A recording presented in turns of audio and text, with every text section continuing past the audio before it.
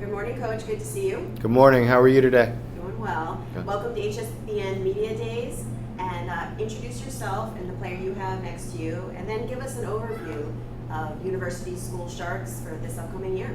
Gotcha. My name's Dan Rivetto. I'm the Associate Athletic Director and Head Baseball Coach at NSU University School. This is our senior catcher, Nelson Rosa, who's going to Bard College in New York. Our program, we're back, second year back for me, out of being out of high school baseball in a little bit, and we've had to rebuild the program as we discussed last year. Starting over, we were the one school that did not play for over 2 years during the COVID period. So in that time frame, we ended up losing a large amount of our student athletes in all sports, not just baseball. So the rebuilds in year two, it started off with obviously attracting a lot of young players into our program. Last year, our 2025 class has 13 players in it, which is by far our largest, and we've been able to attract kids, from not just other schools but incoming students. So we're back up to a comfortable number for us. We have 25 players in the program between the JV and varsity level. We're always looking to keep our program small. But what's interesting about our program, maybe that's different from most, is that almost 50% of our roster plays varsity football. That's done intentionally. It's a personal preference of mine. I don't make the kids do it, but I don't think it's needed to play baseball 12 months a year down here in South Florida, mainly for arm purposes. And I even when I was scouting, I like the idea of having multifaceted athletes. So within our program, we do a lot of different things in the fall that maybe other teams don't, because so many of our players are actually unavailable. We're structured more like a college type program, where the majority of our time in the fall season leading up to November is spent doing individual work with the small group of kids that we have positionally, and a ton of time in the weight room. I'm sure when Nelly talks about what we do in our program, the weight room is at the forefront of what goes on in the fall. At 6 a.m., our morning lifts, and we kind of prepare to get the kids done with football. That's when our fall season begins in November, leading up to what we do over the winter break, which brings us here till today. I guess just as a player, talk a little bit about it's a unique system from other high schools, and everyone on the team probably knows that. So talk a little bit about what the experience is like for you as a player. So in the mornings, we wake up before school. We have practice at 6:25. So you gotta show up 15 minutes early, so 6:10. We got our morning lifting till about 7:30, then prepare for school. And then we go back on the baseball field like around 2:45 to 6:30 every day. It's a long grind, but in the future it'll be great for us. Every day, same thing.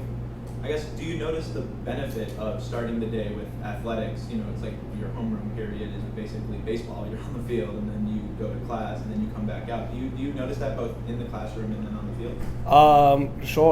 For sure, because we work early, get a quick lift in, because the best time to work out is in the mornings, and it's a perfect fit for us. I think one of the things that our kids have noticed is definitely the strength gains. Something that we talked about, Nelly was part of this conversation, is in our region, we play in one of the toughest regions in the state, and last year we shared a district with North Broward Prep, who we know about their success. The one thing that we all came away with in May was the physicality difference between the two programs. And I do understand that we were playing about 6 to 7 freshmen every day last year. So there is going to be a physicality, but our goal has been to close the gap on them in particular, because we're striving to be that type of program. I think our bodies have changed. The jerseys fit a little bit different this year for all players, and whether it's Nelly, who's a senior, or some of those freshmen that are sophomores. And the kids that have come in, we do have 5 freshmen that have come in this year, and they've started their process, one of which is Nelson's brother, but their process of gaining, size and strength. And, we're fortunate at our school with our resources and our facilities. They're college-level facilities, college-level resources. Our kids have protein immediately after they lift. It's all provided by the school. This is something that we're striving to do it the way a college-level program does it. And I think that in a couple of years, we are going to be closing that gap on some schools. That's our goal. You guys play at Nova Southeastern, correct? That's Yes. our home field. And that's a college level field. I mean, not many high school teams are playing on a field as nice as that one. So talk a little bit just what that's like. Is there an intimidation factor, you think, when your opponents come and pull up to the place? No, it's for the pitching wise, it's the best field to play. You got a lot of foul ball territory. You got to play small ball, best baseball. You cannot try to hit home runs.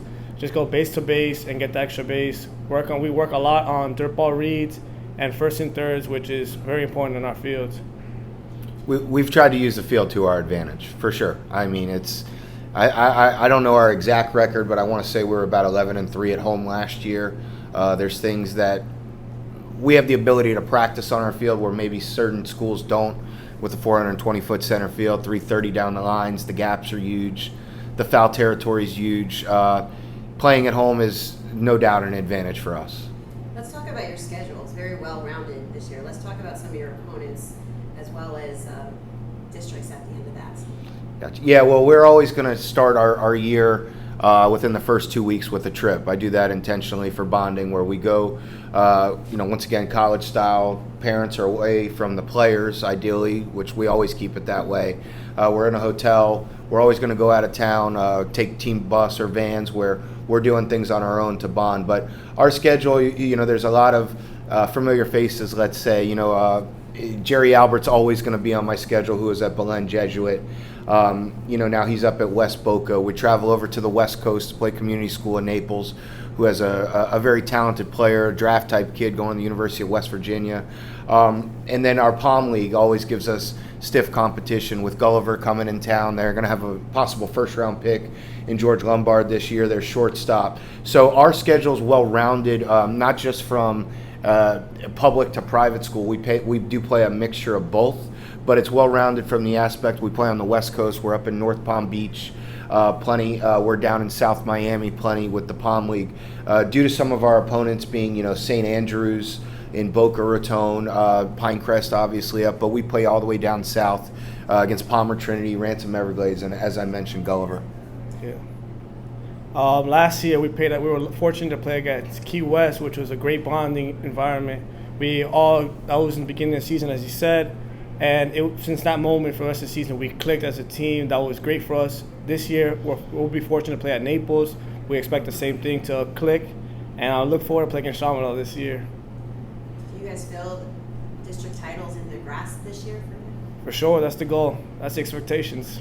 But nothing else. That's what Nelly talks about to our kids all the time. I mean, being transparent, this school has not won a district title since 1991 in baseball, and there's been teams that have been nationally ranked in the USA Today where they didn't win the district title. A lot of that has to do with some of the schools that have always been grouped with us in periods of time where Calvary went through their run.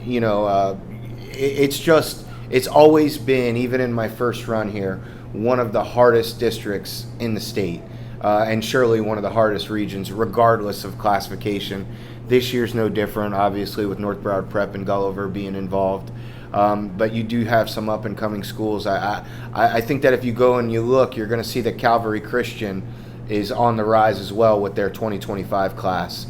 And we're hoping to match up with them, in time with our class of 2025, their class. It should be fun for the future. Yeah, going off of that, earlier you said that you're kind of closing the gap. It's your second year back with the program. You took 2 years off because of the COVID, so everything was just kind of reset into a blank slate. Is 2025 the goal year for it to be at a peak program and for it to continue, or do you think you can get there this year? Right now we're looking to get to districts, but our 2025 is our best age group. Majority of our team was 2025s. I believe we had 5 2025 starters, and that's our best age group. And we also got 26, which will be very well developed with our class right now. And what is the chemistry? Tell me with your team right now. We all bond. We're like brothers. Since the minute we got here, either we have different stories of how we got to the school or how we met Rovetto. We all just grew together. We're just looking to win all the games we can, trying to win districts. For Coach, for you, for the chemistry of the team, their excitement, their talent. I think that if you talk to most of our kids, we're a blue-collar program.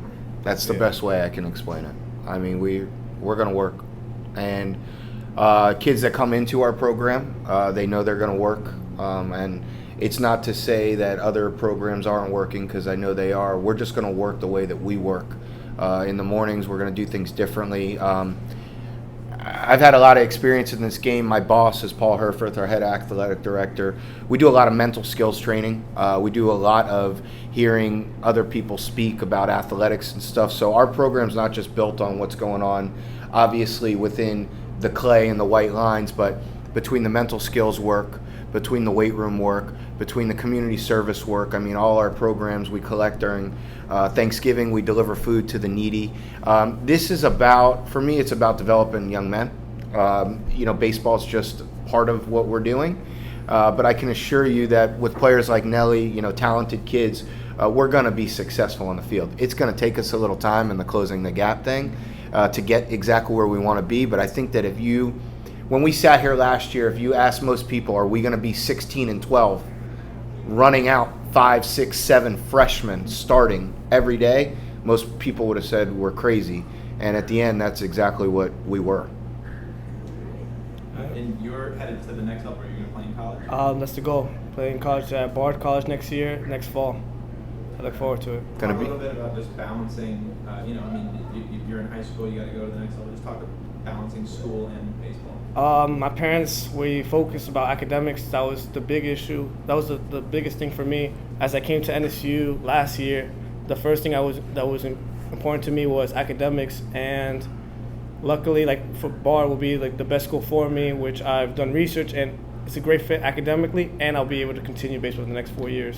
Nelly's been able to take pre-law classes because we are on a college campus, so Bard is a fit for him because he has aspirations to be a lawyer in his long-term goals. So what we're doing on campus academically with our guidance department is making sure our kids are in NCAA core classes, clearinghouse-wise, to help place them. To us, it doesn't matter the level of baseball, whether it's Division I, II, or III. To me, that's 100% irrelevant. What matters is placing the young man, in our case, in a situation where in 4 years he's going to come out really doing well for himself. And baseball's, as we said, just part of the process. Yeah, this year I was fortunate to be part of a law internship with the school, and then my current classes, I take business class at the main college. So it's the best fit for us NSU right now. That you don't get at any other school. It's amazing, the school. That's great. Well, we wish you luck on and off the field. Have a great season. Thank you so much for being here at HSBN Media Days, and we'll see you on the field.